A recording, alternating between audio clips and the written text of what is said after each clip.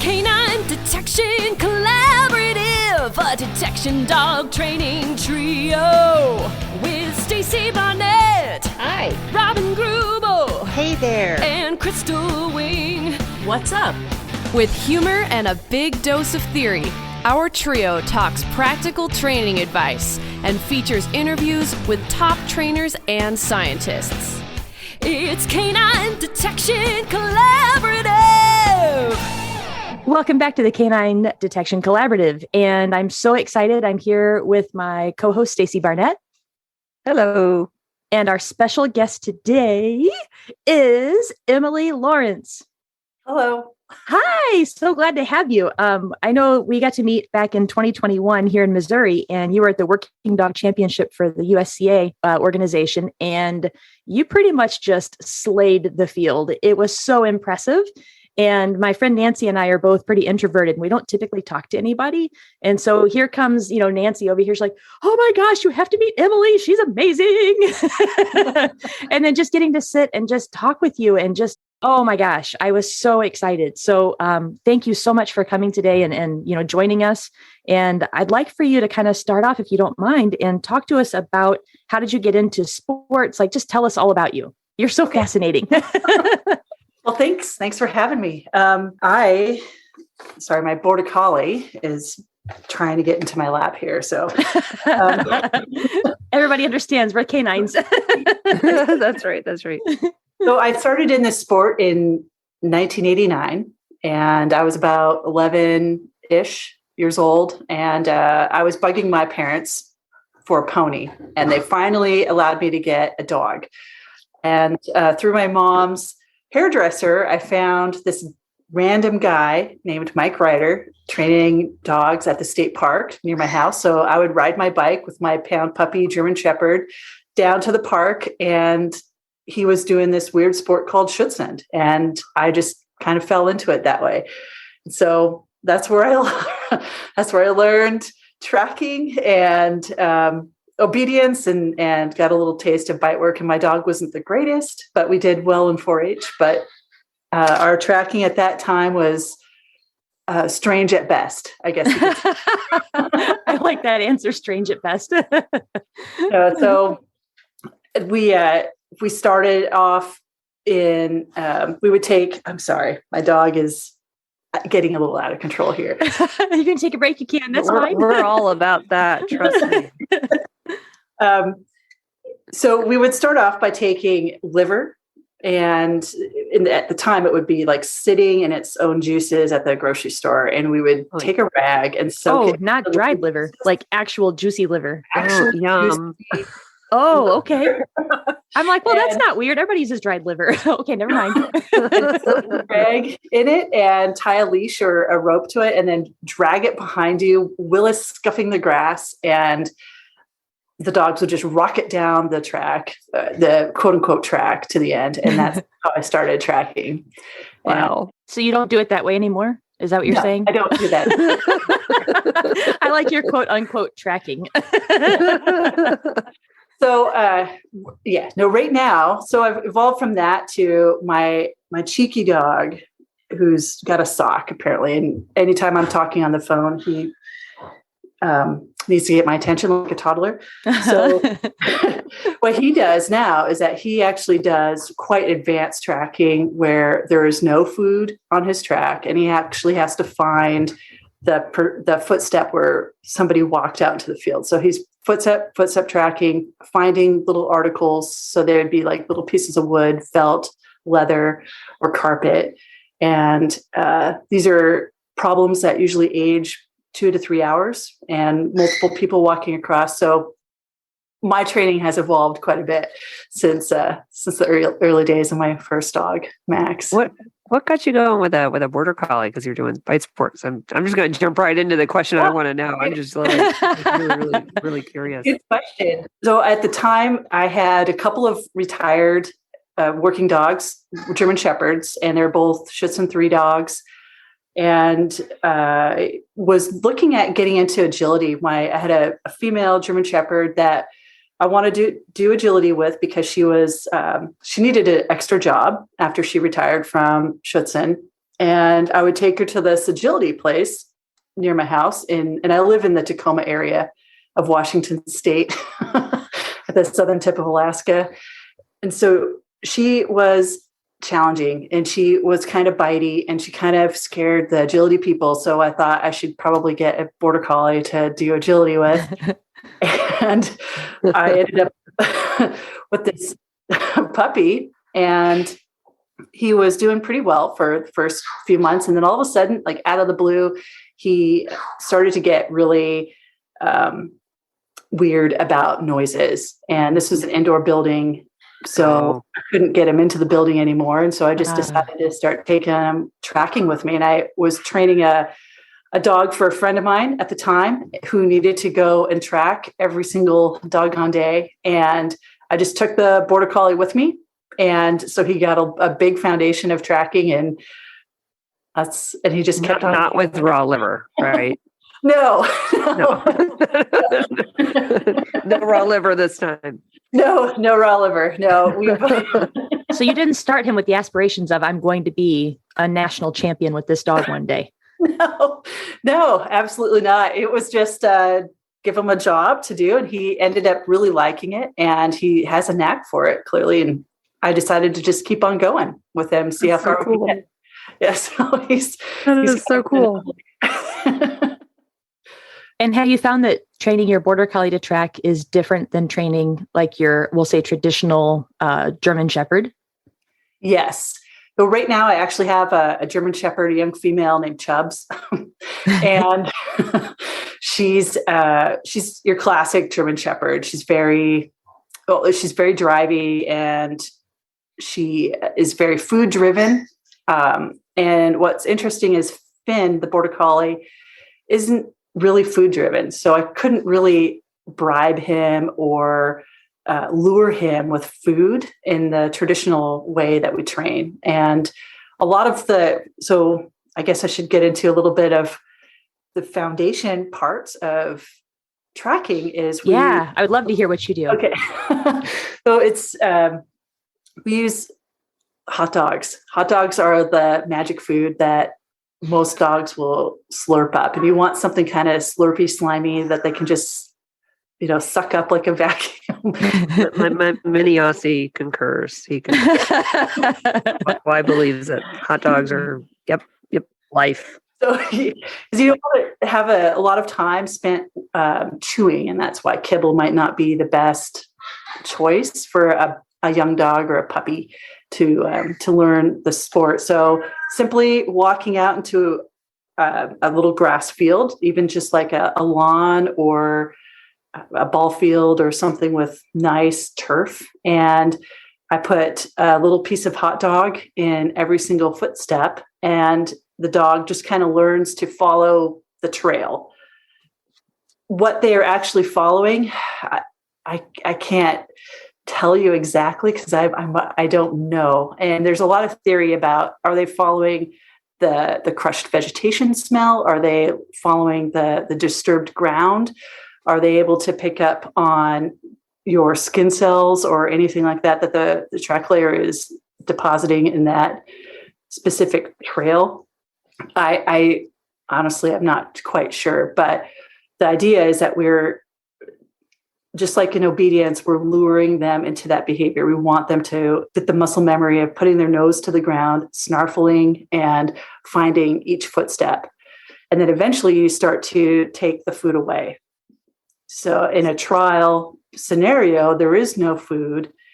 The problems are anywhere from 300 to 1,600 paces, and they can age anywhere from 20 minutes to 3 hours. So depending on the level of the dog, it can be. Oh, rewind for a second. I just blew my mind for a second. Okay. So I've done a modicum of AKC style tracking, like just a little bit, I did actually it wasn't AKC, it was ASCA that I did, and I had a Labrador, and we did a TD, right? So it was not a very long track. It was like 600 yards, I guess. But what's blowing my mind is you were talking about footstep tracking. You just said 300 to 1,600 paces. Footsteps. Yes. So basically, the dog is literally putting their nose in 300 minimum spots to get from point A to point B. That's the idea. Yes. The minimum. Wow. And indicating the articles. Right. Wow. So so let's say the beginning level is in Schutzhund. Actually, the word has morphed to the sport name has morphed into many different names.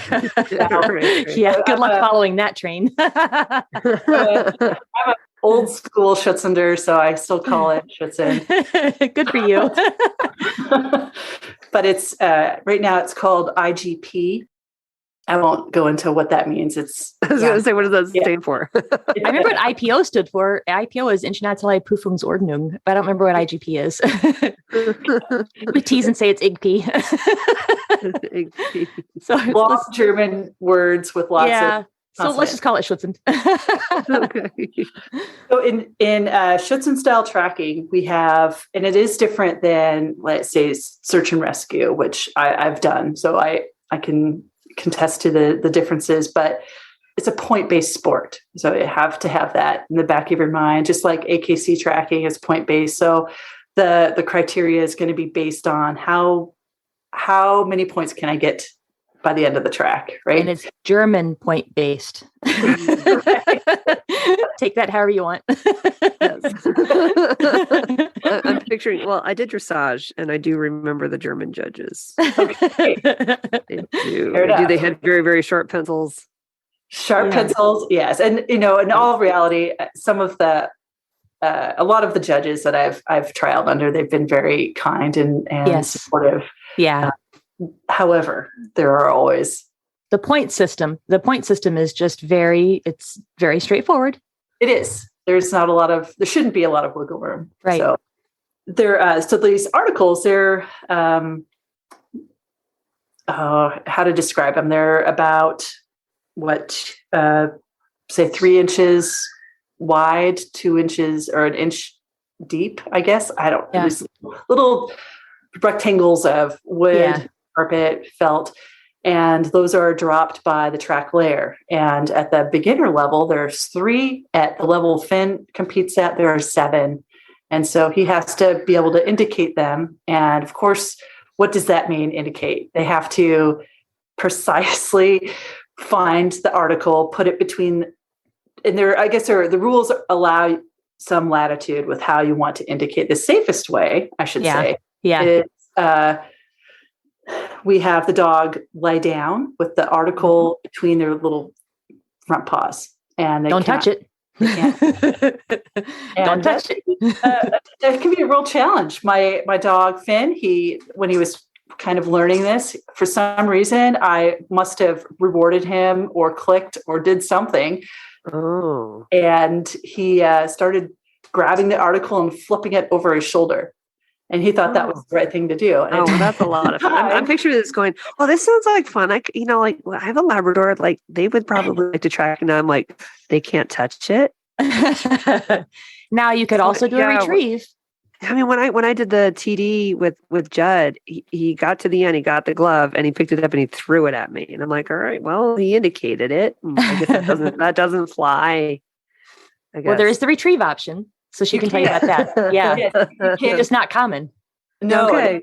Because it's hard and they have to. And honestly, I've never done it. So I might not be the best person to ask about the retrieve. I've only seen it once. Have you seen it? I've not. Okay. So I only saw it once at one of the trials we hosted. And no, it's really hard. But she had that issue where the dog just mouthed it. So I'm going to work with my dog then, what my dog likes. And so you have to stop because you're 30 feet back from your dog on this long line. And so when the dog finds the article, well, now the dog brings it all the way back to you and then sits and gives it to you. And then you have to restart your dog. So now they have to go back over the track that they just did and then go past where the article just was. I mean, the dog did beautiful, but I was like, wow, I finally get to see this because no one does it. Wow. Because it adds so much more. But yeah, it worked for her. I can imagine. And like some of the articles, like to try to pick up some of those articles, maybe complicated for the dog just physically, Yeah, it's I don't know, man. Wow. And then can you also speak to the terrain changes? Oh, sure. So unfortunately, the rules have recently changed. I guess not recently, in the last several years, they've changed where at the higher levels, there used to be a terrain change where you would go from, say, cut grass to long grass or cut grass to dirt and within a track and cross a road. But right now, for just a regular competition dog, I guess to back up a little bit, for Schutzhund, there are three basic phases to this sport. There's tracking, obedience, and bite work. And in order to be successful in this sport, you have to be good at all three phases. Tracking, unfortunately, is one of it's like the sad panda phase. Nobody really likes it. It's hard. There's not a lot of help with it. And I think people get frustrated with tracking really easily, especially newer folks to the sport, because there really isn't a lot of guidance, and it takes a long time for you to see positive results from your training. So versus like obedience, where I can teach a trick to a dog and a handler would be like, wow, that's amazing. You just taught my dog how to sit. It's not that easy with tracking. So can I throw one more in there for you? Yes. I can do obedience in my living room for tracking. Exactly. And in a lot of areas, I mean, just getting access to places to go, you're at a park, well, other dogs are off leash and they're, charging your dog. And then depending on if you're in the city versus, if you're in the South and there's fire ants. And so just finding places makes it really hard. It is. And for me, I live in a metro-ish area in Tacoma. I have to drive 1 hour one way just to get to my closest tracking field. And that's, and we're talking maybe training for 20 minutes and turning around and coming home. And that really is discouraging to a lot of people. Where that is dedication. Well, you have to find people to lay your tracks too. So finding people to lay your track, or even if you lay your own track, well, now you have to come back 3 hours later. So you have to plan out kind of, it's work. It is. It's a lot of work. And for me, some of the ways I feel like you can be successful is having a group of people that want to learn, and you can age tracks accordingly, have the baby puppies go first and have the older dogs go last. So that way you're not just sitting around twiddling your thumbs waiting for your track to age. You can actually be doing productive stuff. And it's much more fun to be training with other people. Yeah. And walking different tracks and learning from each other. Like if you do that, are all the dogs like tracking on the same track, or do you have different tracks? How does that work? Good question. So in order, I mean, you can, and I went to a seminar in Canada. For me, Canada really is only a couple hours away. Where Melanie So Kruger, it sounds like a long way away, but it's really not. Melanie Kruger, I went around a corner to Canada. came out, and she's an amazing trainer. She's from Germany, and she really blew my mind and really let me change my perspective on. What was her name?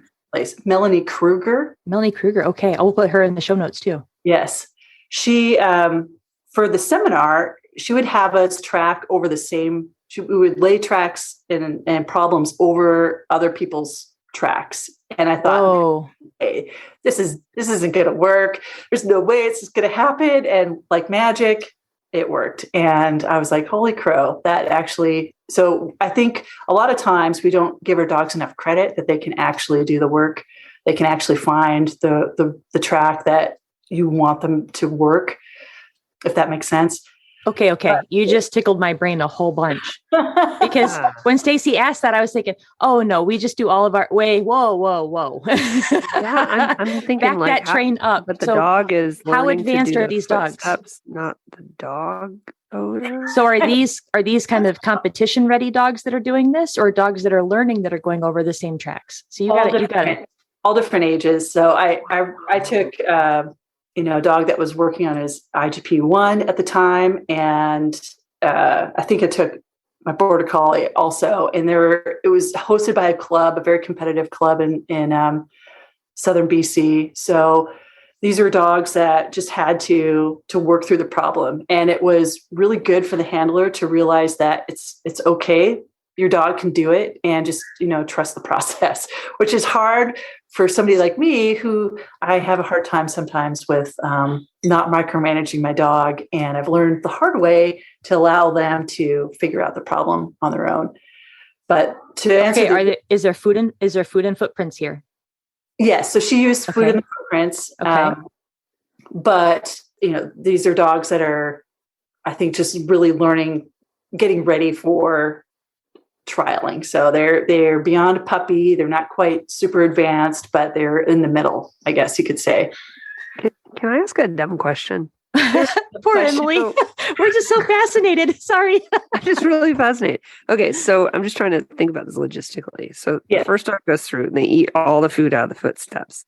Yep.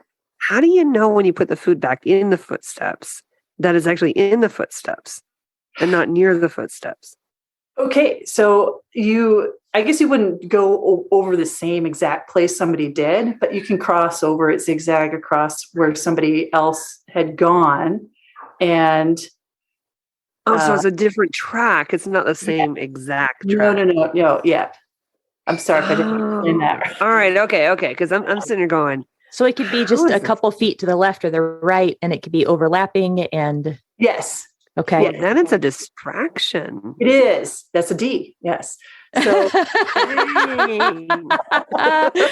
wait, is that a distraction or a diversion? No, I'm not going there. Oh.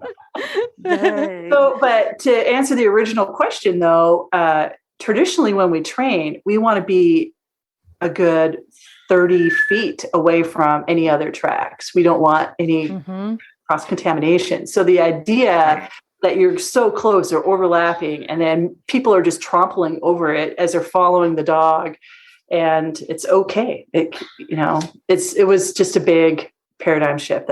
I'm having a moment, because we train on a sod farm. Like you saw our sod farm, right?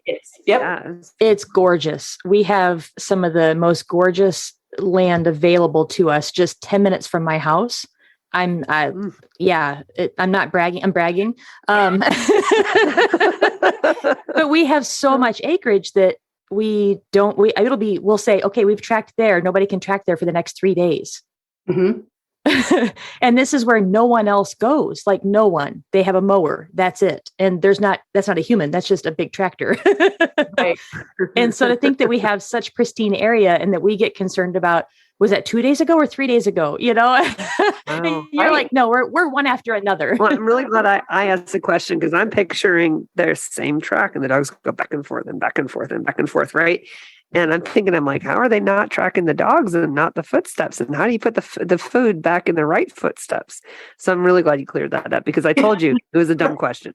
No, it's not a dumb question. And I won't. I was going to say something, but I'll move on. But I guess a good lesson too is in distractions would be, I was helping out a lady who's getting ready to trial in a couple of weeks, and we were tracking at my favorite place, which is Enumclaw, a good hour away. And this is a public parking lot, really. It's part of the overflow parking for the local fairgrounds. So it's open to anybody. And this nice lady, she laid her track, and we're getting ready to run her dog through it. And this dump truck just goes right over the top of her track. Oh, no. Start to mildly freak out. And I was like, okay, no worries. So your dog can do it. We know where the track is. Yeah. Thoughts going out there. All the food may be smashed, but hey. So it was good for her to see that absolutely her dog could do it. Just have faith that, I think, again, we don't give our dogs enough credit that they can actually find the problem. And my friend Shade Weitzel, she's somebody who I train with from time to time. And she actually taught me that to take it even a step further. And she can get a little extremo, I would say, with the problem.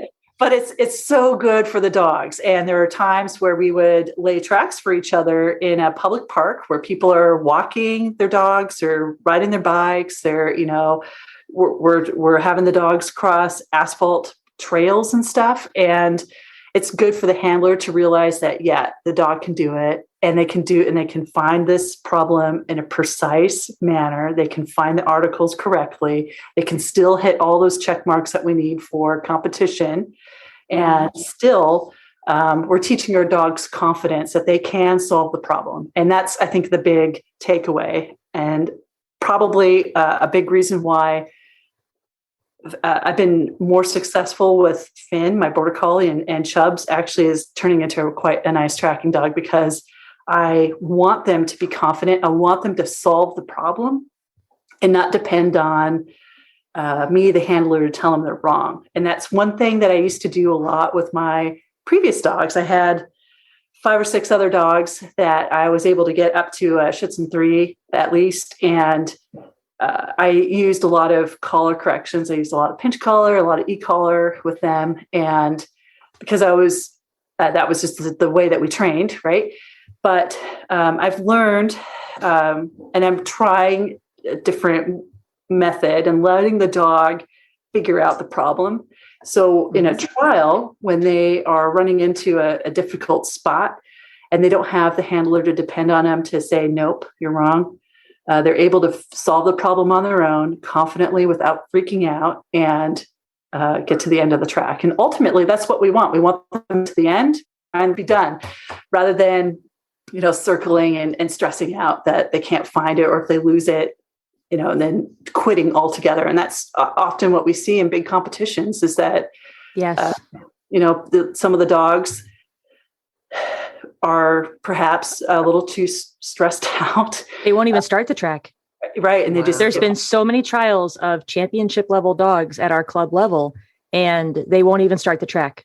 They'll tell the dog to sook, and the dog just sits there, and even a head down, like don't know.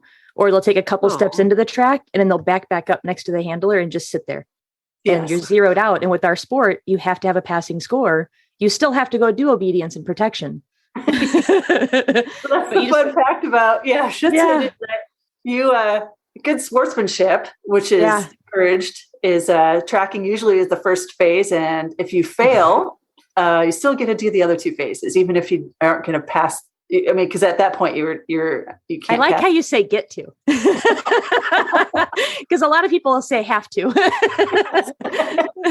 So I mean, I've failed plenty of trials, and I've had lots of problems happen to me, and it's a learning experience. I chalk it up as learning, and don't get too wrapped around the axle about it. And hopefully, and it is a sport. We shouldn't take it so seriously, really. So Emily, I really need to know more about this. When you started talking about the confidence building and letting them solve problems, I have a really important question. How? Okay. This is a little question. It's such a big question. It's not even a big deal. It's just one word. So we are going to pause right there until next week, when you guys are all going to have to tune back in and learn how Emily teaches confidence in tracking. We'll see you next week on the Canine Detection Collaborative. Canine Detection Collaborative. We appreciate the time you spend with us. If you liked this episode, not only should you follow us so you don't miss the next one, but please also rate and review us in your favorite podcast app. For info on collaborating with us, go to k9detectioncollaborative.com. That's K9detectioncollaborative.com, where you can find our socials and pick up our latest monthly freebie. Join us again to talk training in the next episode.